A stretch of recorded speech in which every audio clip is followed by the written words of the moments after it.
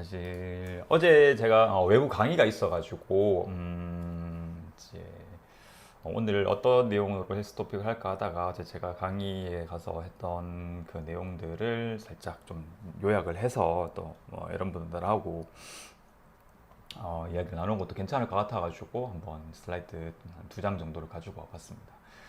음, 강의 주제는 한약에 대한 내용들이었는데요. 사실 한약이라고 하면 너무 방대한 그런 어떤 내용이기도 해서 그래서 이제 거기에 대해서 차근차근 이렇게 이제 풀어가는 그런 어떤 강의였습니다. 근데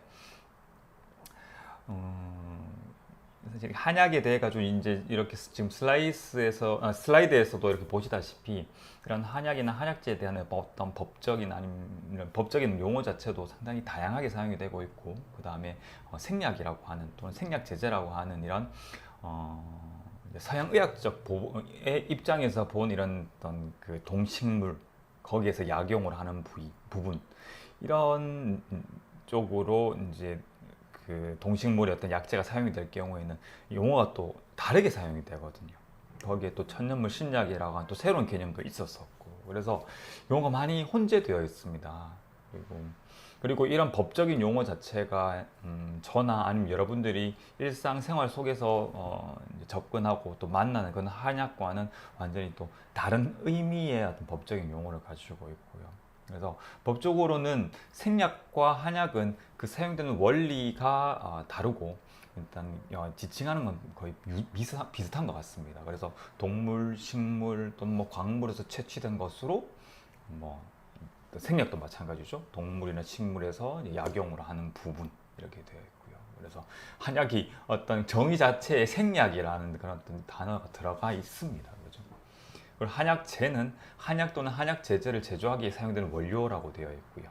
한약 제제는 이제 제조한 그러니까 뭐 제약 회사에서 대량으로 이렇게 생산한 그런 의약품을 한약 제제라고 얘기를 하고요.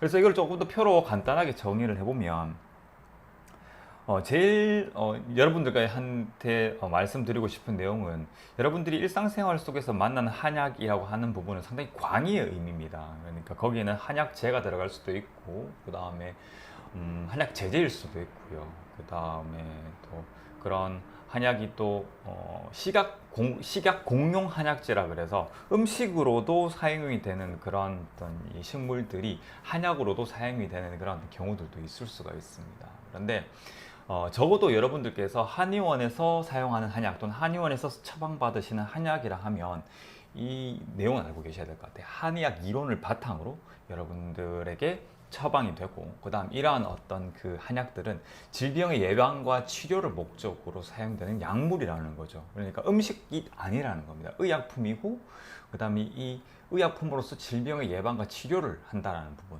그리고 그런 어떤 처방을 하는 데 있어 가지고 한의학 이론을 바탕으로 한다라는 부분에 꼭 기억을 해주셨으면 좋겠어요. 그래서 의약품을 두 개의 원리에 따라서 이제 한의학적인 원리냐 아니면 서양의학적인 입장에서냐 뭐 이렇게 봤을 때에 똑같은 그런 동물, 식물, 광물이라도 지칭하는 용어가 한약재 또는 생약 이렇게 다를 수가 있고요.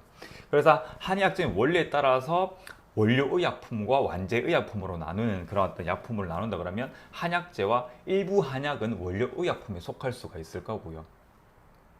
그 다음에 완제 의약품으로서 이제 여러분들께서 드시는 그런 어떤 첩약, 탕약의 형태나 그 역시도 한약이라고 하고요. 그러니까 한약은 두 가지 의미가 있는 겁니다. 원료 의약품일 수도 있고 완제 의약품일 수도 있고요. 그 다음에 한약 제제로서 뭐 제약회사를 통해서 대량으로 제조 생산된 그런 어떤 완제 의약품이 있는 겁니다. 그와 반면에 똑같이 동물, 식물, 광물을 이용을 하더라도 이게 서양의학적인 입장에서 바라본다 그러면 생약이라는 단어를 쓰게 되고 천년물이라는 용어를 쓰게 되고 천년물 성분이라는 용어를 쓰게 됩니다. 그런 이제 이런 용어들이 혼재된 상황에서 천년물 신약이라고 하는 그런 어떤 용어들도 나왔었지만 지금은 이 천년물 신약이 너무 이제 애매모호한 개념이 되어 버려서 지금은 이제 그 정의가 삭제가 되어 버렸고요. 그리고 생약 제제라고 해서 이 생약을 바탕으로 이 원료 의약품을 바탕으로 만들어진 완제 의약품을 생약 제제라고 얘기를 합니다. 그래서 이러한 생약 제제와 또 대비되는 게 이제 화학 성분으로 되어 있는 그런 어떤 그 약물들이겠죠. 그래서 어쨌든 이 우리가 동물, 식물, 광물을 원료로 하는 그런 의약품들은 이런 두 가지 원리에 의해 가지고 서로 다르게 이렇게 바라볼 수 있다는 그런 어떤 내용을 언급하는 그런 강의였어요. 그래서 여러분들한테도 이런 내용을 한번 전해드리고 싶어가지고 오늘 슬라이드를 한번 가지고 와봤습니다. 그래서 한의원에서 사용하는 이 한약이라는 부분은 음식이 아니라 의약품이고, 이런 의약품은 한의학 이론을 바탕으로 질병의 예방과 치료에 사용이 된다, 이렇게 이해를 해주시면 될 것 같아요. 그리고